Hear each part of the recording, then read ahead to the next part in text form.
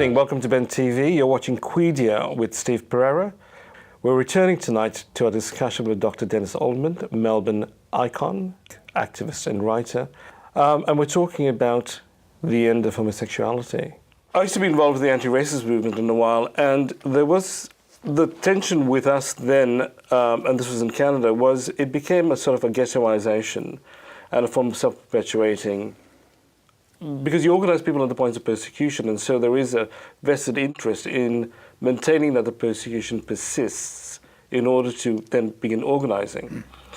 Is that true to a certain extent still with the gay community in terms of gay organizing? We don't have very many major, well-funded organisations other than those that are doing specifically HIV work. I actually, going back to your original comment, which I said we had to unpack, I would dispute that I'm nostalgic. I certainly talk a lot about the nostalgia that's around, and I talk about the fact that, you know, there are those websites now, Lost Gay Melbourne, Lost Gay Sydney, Lost Gay Perth, etc., which are exercises in huge nostalgia. It sounds very sad because often it's talking about people who died prematurely. My sense is that often older activists, and I'm afraid I have to include myself there. And myself. Yes, I mean, one can't deny certain hard realities. Don't actually see or don't recognise that the nature of politics has changed, and that people are... I'm actually very impressed by a current generation of people who are active, but they're active in different ways because the issues are different.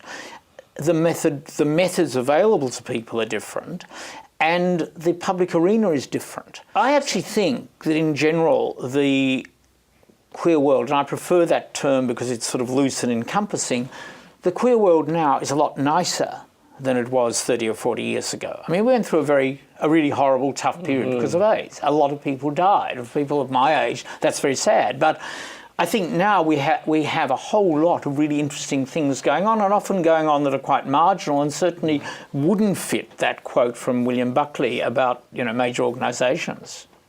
Becoming committee-driven and bureaucratic, and because there is a sense from, and certainly from somebody coming from the outside, with a lot of the gay institutions, they have become institutionalized, and it's very hard to break into it if you're a newcomer. And there is still that perception that even within the gay community, we have the centre and then we have the margins. I actually wonder about that in the sense that if I think about Melbourne, and we're talking in Melbourne, right? And I at some point talk in this book quite specifically about Melbourne, which is a real problem for getting an American publisher, because Americans are not in the least bit interested in what happens in Melbourne. But if you think about the big institutions, there are things like Joy FM, Midsummer, the Melbourne Queer Film Festival, which are both political and cultural, and which, as far as I can see, do have a constant turnover of people. New people come into them. There are all sorts of spaces. I mean, the bookshop Hares and Hyenas has become an ongoing performance space in which I have seen large numbers of people, you know, emerge, do their first reading, do their first performance piece. I think that there is always, of course, when people start getting jobs, and that's where people working in AIDS are rather different, then of course certain constraints happen. I think we have to be realistic. If you're getting funded by governments, and if you're using public money, I know I'm sounding like a good Liberal Party hack here, but it's actually true. If you're funded by public money, there has to be some accountability. Absolutely. And accountability in turn means bureaucracy. I mean, and it's like, Steve, when I came into the studio today, what was the first thing that happened? Before I got offered a glass of water, I got given a release form to sign. So, you know, this is the nature of Hang on, we any often institution. No, that's true. It's very true, Yeah.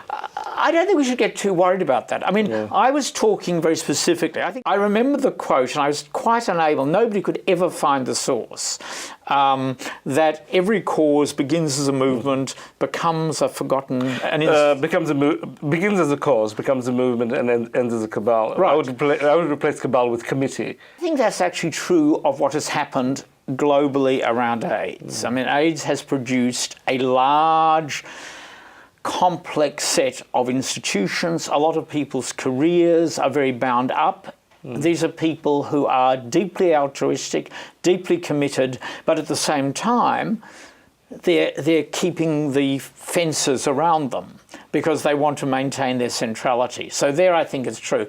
If we go down to what's happening on the ground in queer Melbourne, what interests me is there are lots of things going on in all sorts of ways. I mean, this television program is an example. We have, if you think about the whole range of queer media in Australia now, a lot of which is people having their own blogs and their own websites. It's pretty diverse. But fundamentally, it comes down to the question again, of the question that you raised in the book, about the purpose behind it all. Are we going to demonstrate that we're just like everybody else, or do we want to build up a brand new community? Well, that of course is, yes. And that's why I, of course, have a question mark. I mean, it's deliberately a provocative question.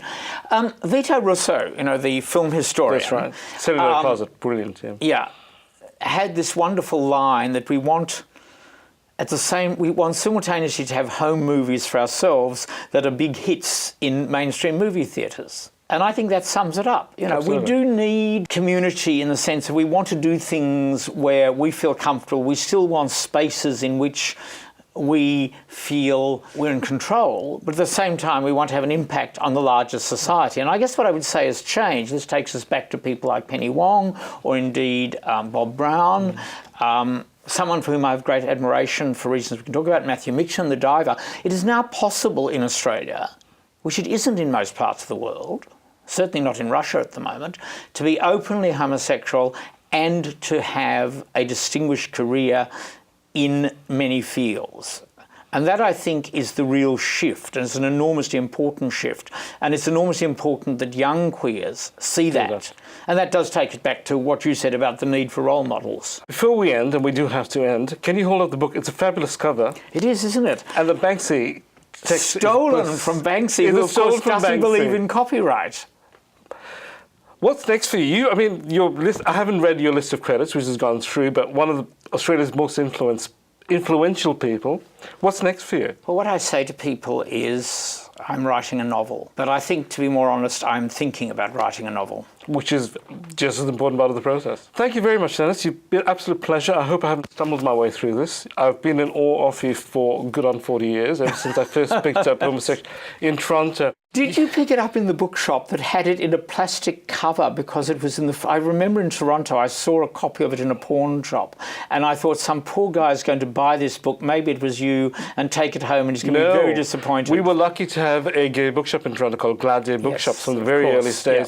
And I was extremely lucky to have a gay mentor who gave me a pile of books, your book, and then he also told me to read The Female Eunuch by Germaine Greer, which terrified me, and I went straight back to your book. I thought I'm much happier with this. Thank you, Dennis. That has been most illuminating. You've been watching Steve Pereira on Quedia on Ben TV. Thank you for watching us. Come back again.